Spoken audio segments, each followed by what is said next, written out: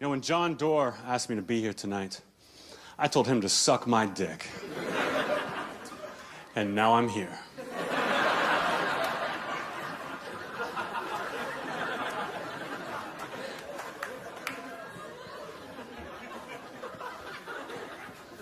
This is true. My mom actually should have been on one of the planes that crashed on 9/11. I think. It's fun to do 9/11 jokes in Canada. Way better response. But don't think I'm like a bad person. I think I'm a bad guy for saying that joke. You know, I'm a good guy. Like, I would never hit a woman, you know. I would never hit a woman. Even if she had a knife or a stutter. Yeah. That's just not how I do business. You know? In fact, I might be one of the greatest guys of all time. Yeah. Like, I've got a kid in Africa. Yeah.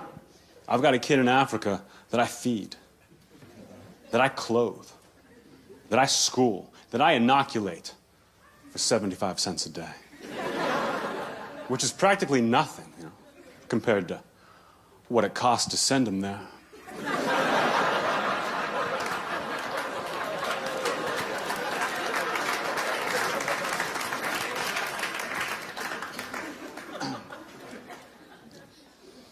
When I was a kid, my friends and I got arrested for vandalizing a graveyard.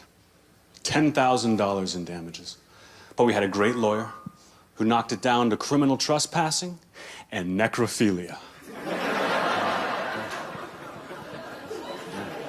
I talk a lot about death. I think it's hilarious. My whole family's like that, kind of. In fact, even well before I was born, my great-grandmother threw herself in front of a bus. Police tried to call it a suicide, but the family knew that she was just trying to stop civil rights. Yeah, that's a good one. And people get weird when kids die. Well, that's a fact.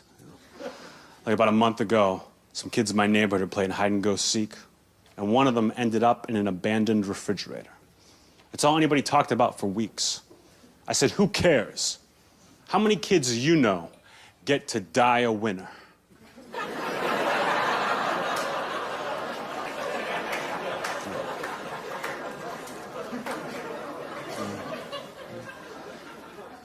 Yeah, there's some things I just don't understand. Like, I've never understood the foot fetish. You know what I mean? Like, are you guys together right here? No? Are you guys together right here? All right, don't be such a bitch about it. How long you been together? 5 years. Wow. Does he ever suck on your feet? No? Would you if you had a different girlfriend? It was like, so you're like across the board, no feet. That's what I'm like. You know? Like, I once went on a date with a girl, first date, and we went hiking. Her idea. And while we're hiking, she gets bit by a snake in between two toes. And I had to suck out the poison. So she's dead. My girlfriend now is cool, though. You know, we fight sometimes. Every fight we get into, it's always my fault, you know. I should just keep my mouth shut. But I can't, because I'm so fucking funny. Like a couple nights ago, we went to a party and just got hammered. Drunk out of our minds. The next morning, we wake up in bed together, absolutely hungover, and I know I should just be quiet. But instead, I roll over and I say, listen, baby, don't get mad, but I think your mom tried to have sex with me last night. And she hit the roof. She goes, Anthony, that's impossible. And I said, oh, well, in that case, you should always wear makeup.